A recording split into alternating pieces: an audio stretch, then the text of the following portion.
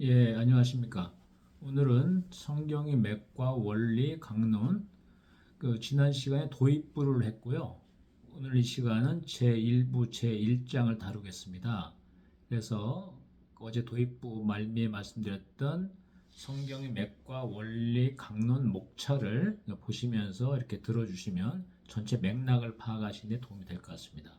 그리고 제1장 여기는 강론할 양이 좀 많기 때문에 전편과 후편으로 나눠서 하도록 하겠습니다. 그래서 오늘 시간은 제1절이라 볼 수 있는 창조의 개념, 그리고 왜 창조인가라는 질문과 함께 제2절, 창조주의 절대 주권과 시스템 설계 및 질서, 여기에 대해서 설명을 드리고, 그 다음 시간에 후편에서 위임 통치권 부여 등의 이하 설명을 좀 드리도록 하겠습니다.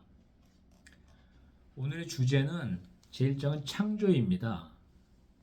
이 창조는 한마디로 말하면 우주적 경영의 설계도라고 말씀드릴 수 있는데요.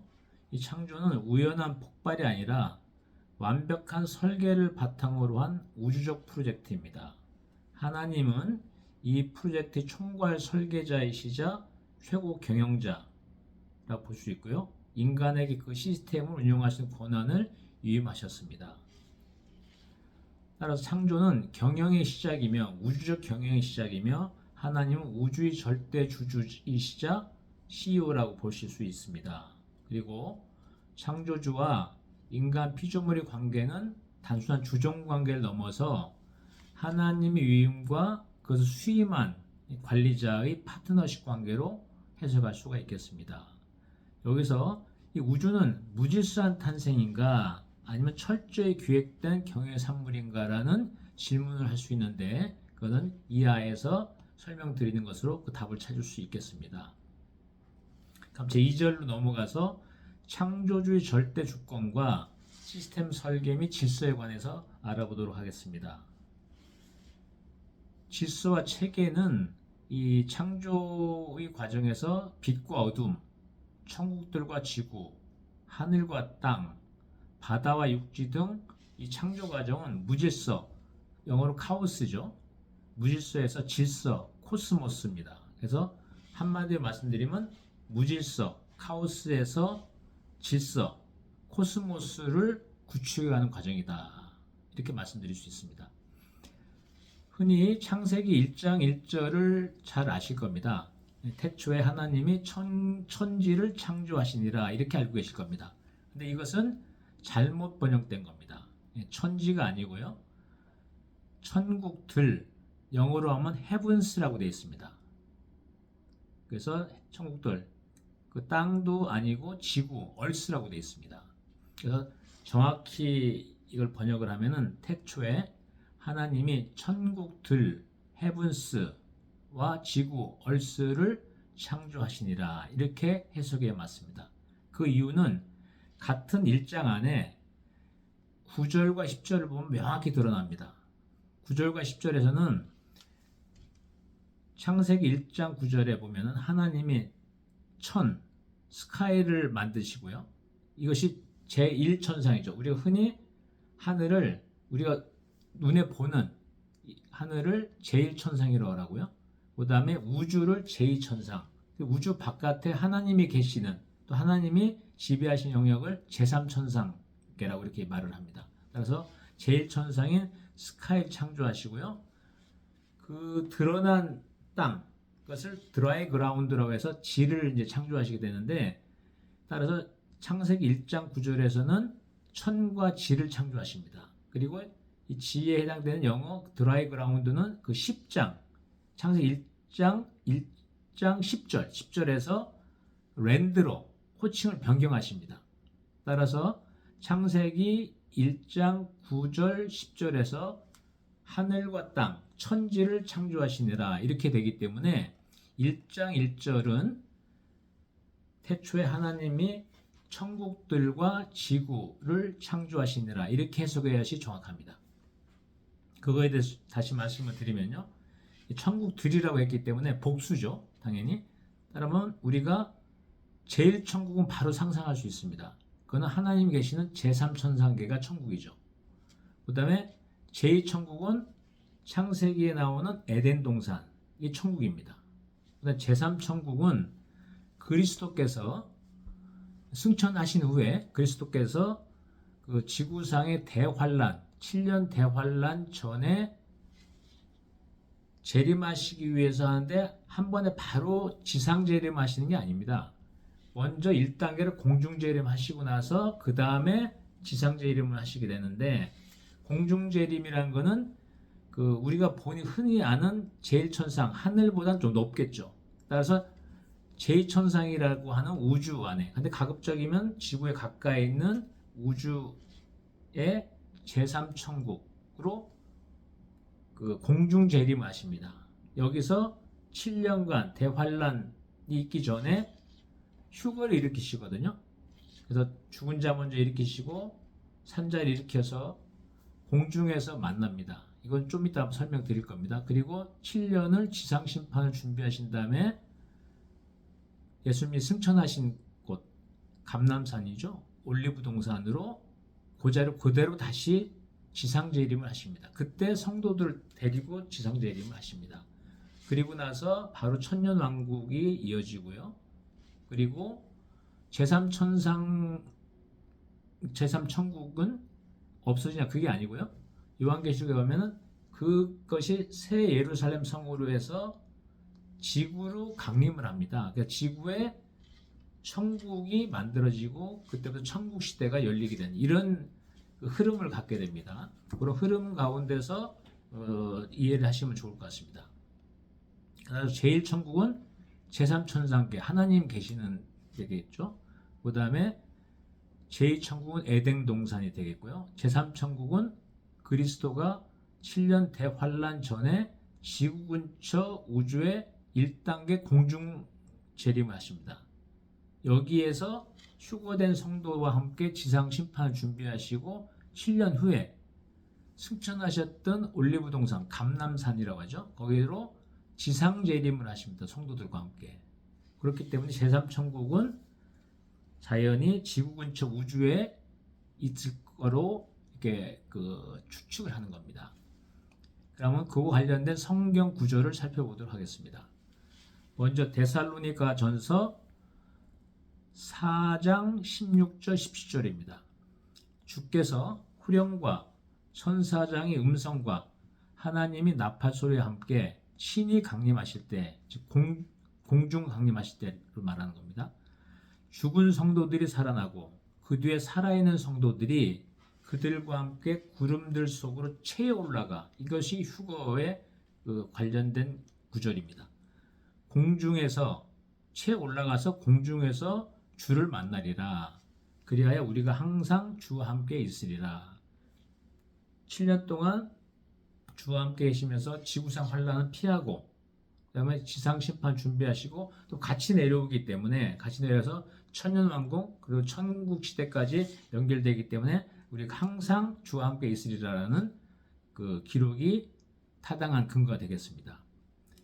그 다음에 고린도전서를 보면요, 15장 51절 52절에 마지막 나팔에 순식간에 죽은 자가 일어나고 다 변화되리라, 홀연히 변화한다고 하거든요. 휴가 될 때는 우리 육신의 몸을 그대로 갖고 가는 게 아니라고 합니다. 그래서 홀연히 변화해서 천국에, 즉 제3천국도 천국이기 때문에 그쪽에 들어가서 예수님을 뵙게 되는 겁니다.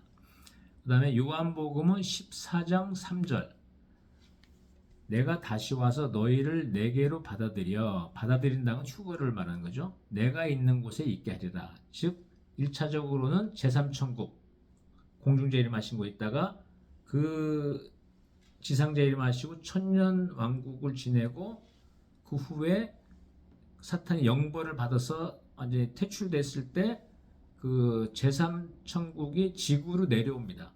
내려와서 천국을 형성하는데 그때 다시 이런 성도들은 천국에 들어가게 되는 거죠. 그래서 계속해서 하나님과 예수 그리스도님과 같이 있게 된다, 이런 얘기가 됩니다. 그래서 내가 있는 곳에 있게 하리라, 이렇게 기록을 하신 거죠.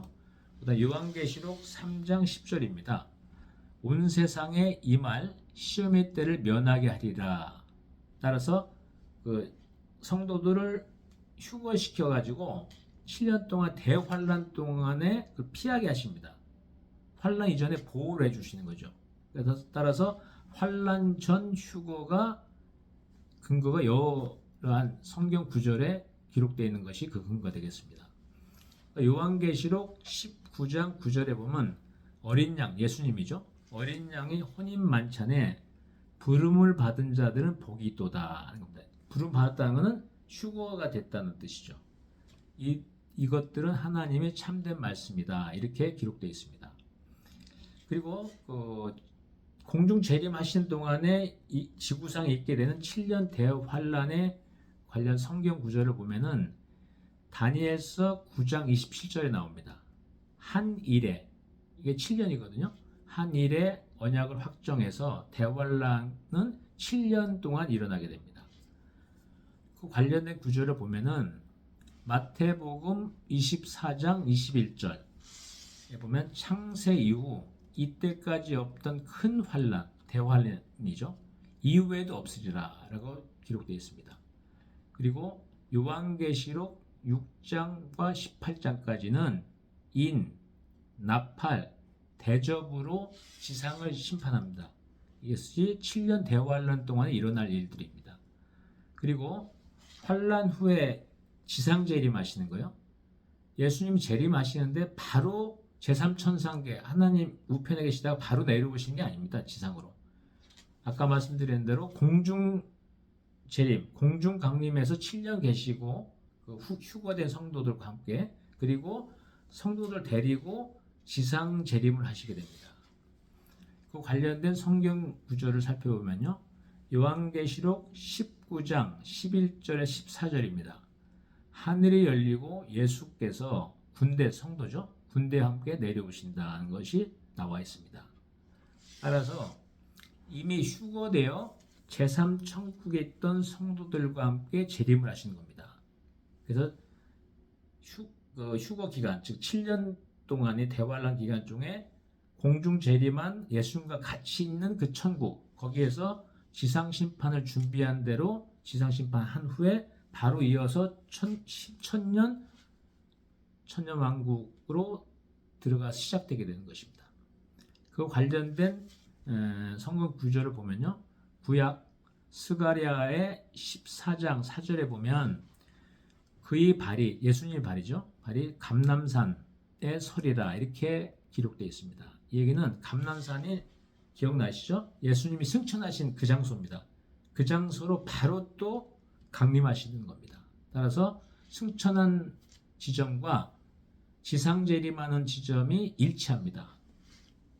마태복음 24장 29절부터 31절까지 보면은 환란 후, 대환란 후, 7년 후 대환란 후죠. 인자 예수님이 구름 타고 오신다.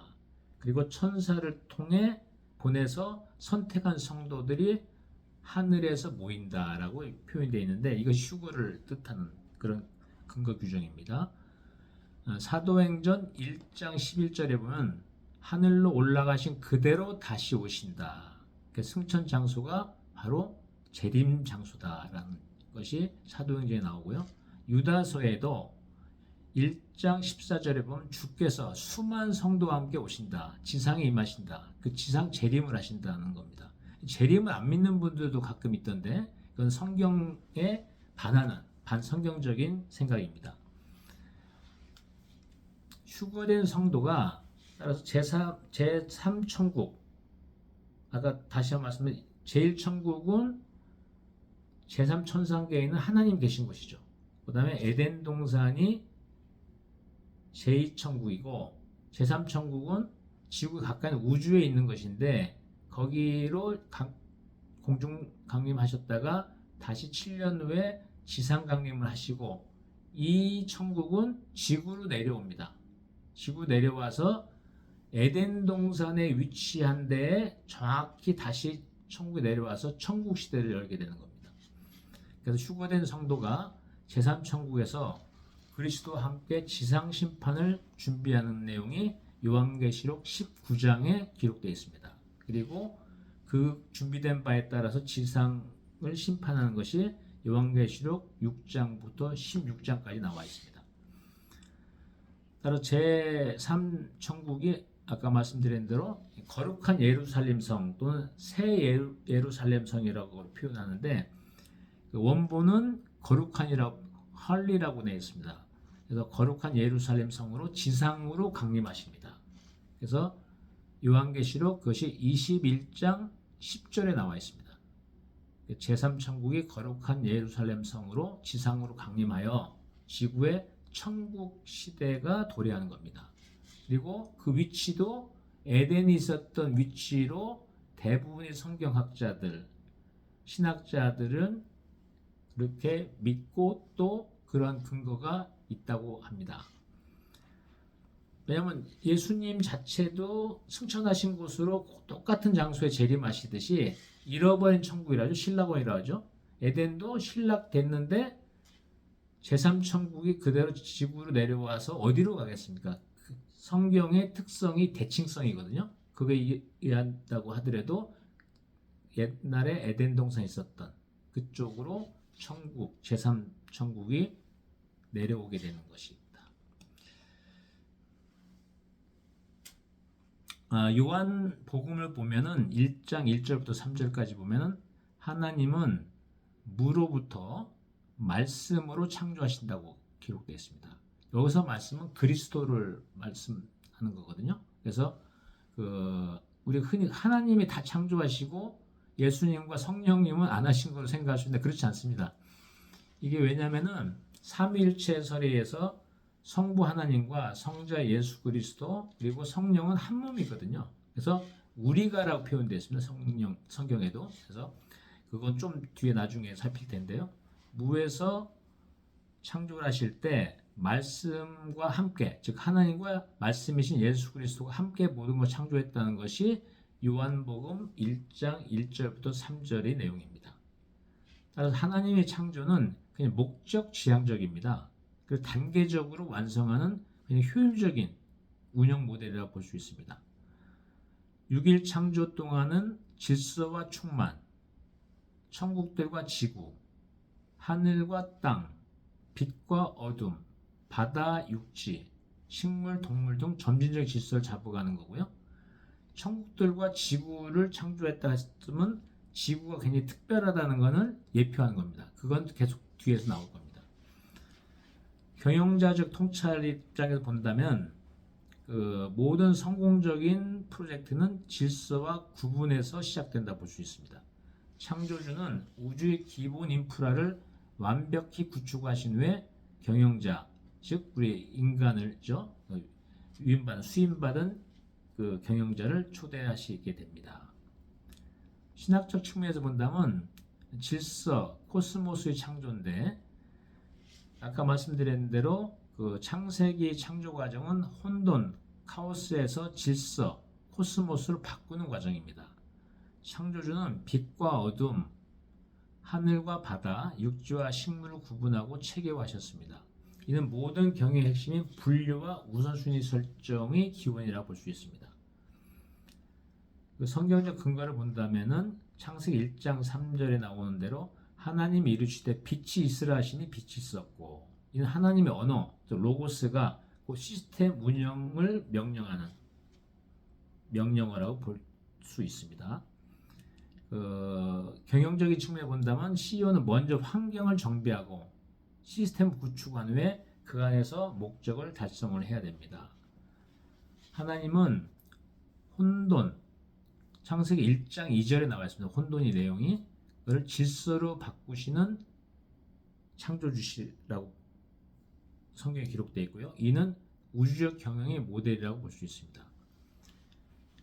그리고 창세기 1장 31절에 보면 보기에 좋았다라고 해서 창조는 하나님의 선함이 드러난 이런 과정이고요. 인간은 이 선한 창조의 정점이라고 볼 수 있습니다. 소결론을 내린다면 오늘날 이런 무질서, 혼란, 환경, 문제, 그리고 삶의 혼돈 속에서 하나님의 창조 질서를 회복하는 것이 우리 사명이 아니겠느냐 이렇게 생각을 해보고요. 전편 여기서 마치고요. 제1장의 양이 많기 때문에 다음 시간에 제1부 제1장 후편에서 뵙도록 하겠습니다. 아멘.